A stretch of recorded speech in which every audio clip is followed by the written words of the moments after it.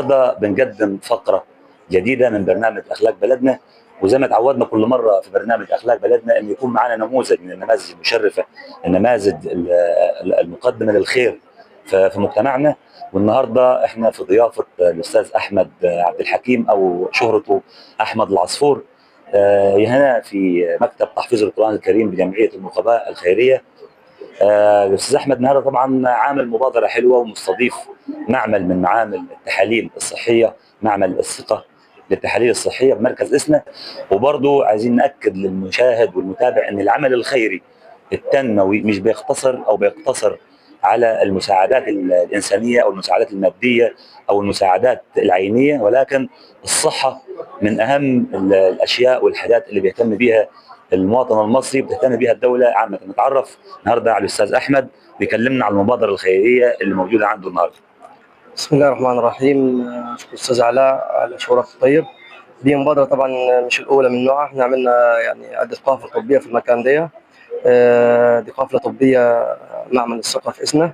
القافلة بتستهدف. طب خلينا في البدايه يعني نعرف الناس احنا فين والمكان اللي احنا فيه ده ايه وكده يعني. احنا هنا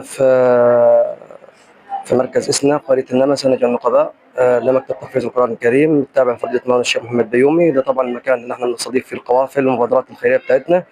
القافلة الطبية دي معمل الثقة في إسنا.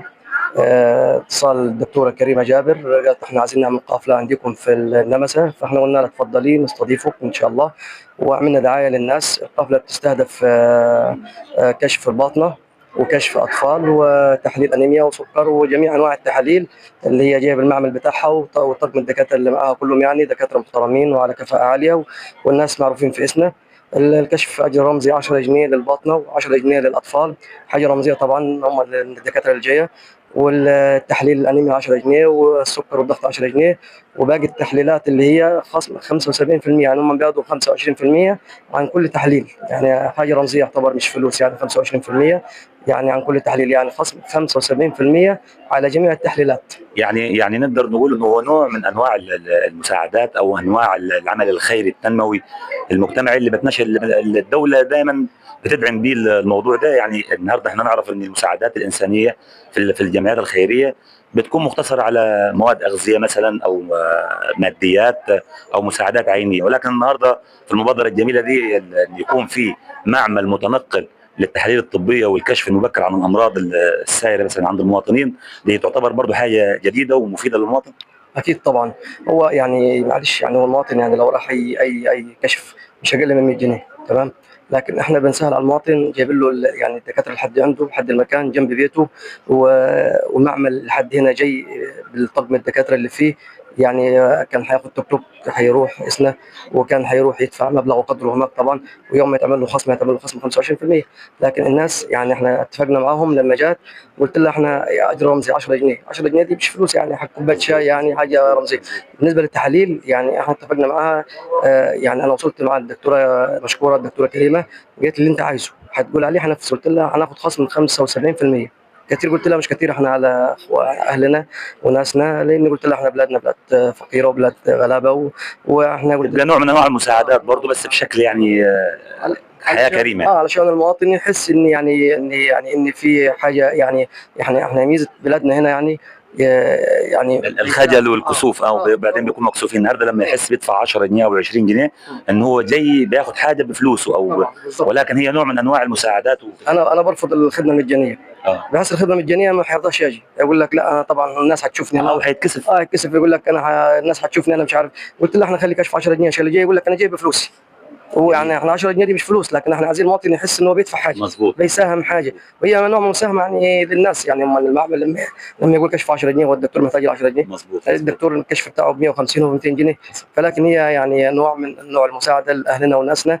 العمل الخيري والعمل الخدمي في الجمعيات الخيريه احنا دايما نقول للناس مش مقتصر على الشنطه او الكرتونه او الكيس اللحم، الحاجات لا لابد في حاجات كتير يعني الجمعيه او المؤسسه انها تقدمها طبعا تقدم ان انت تعمل مشروع خدمي الناس تستفاد منه، ان القافله الطبيه دي الناس تستفاد منها.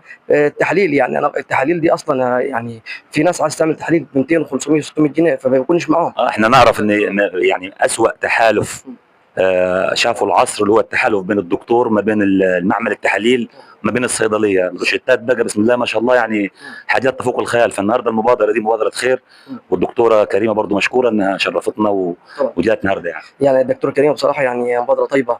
لما يكون تحليل لما يكون تحليل ب 200 جنيه وتدي المواطن ب 50 جنيه.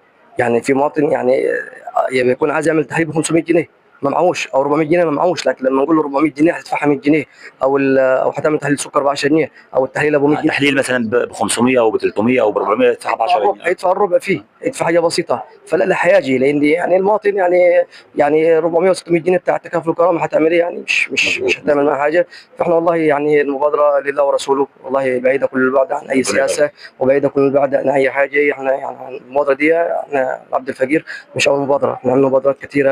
احنا نعرف ان الاستاذ احمد يعني عضو الامانه العامه عضو امانه العضويه بمستقبل الوطن، رغم اني انت برضه ما حبيتش تدخل الحزب في المبادره او في العمل الخيري، خليتها خالصه لوجه الله. خالصه لوجه الله، يعني زي ما انت قلت انا امين عضويه في حزب مستقبل الوطن، وانا رفضت. يعني احنا مش رفضت، يعني احنا عايزين نخليها خالصه، لان انا لو جبت بانر الحزب هيقول لك احمد عايز سياسه بيعمل دعايه شورى ومش عارف ايه. لكن احنا والله لله ورسوله، احنا ما فيش اي سياسه فيها، ما فيش اي حد من السياسيين معنا. كل الناس اللي جايه تكشف، كل الناس اللي جايه دي تساعد، اللي بيساهم بيكتب الروشتات، واللي بيدخل الناس، واللي بينظم للدكاتره، واللي مش عارف ايه، يعني كلها يعني. احنا مش راضيين بس نوجه الكاميرا ناحيه الستات اللي هي جايه بتكشف، لان طبعا بلادنا ما بيحبوش الفيديوهات والصور. رافضين التصوير في عدد كبير ورا الكاميرا. يعني الحمد لله رب العالمين، احنا مستهدفين هنا الان 100 مواطن تحليل، وفي 50 باطنه وفي 50 اطفال، بس احنا مش عايزين نجيب الكادر على المواطنين.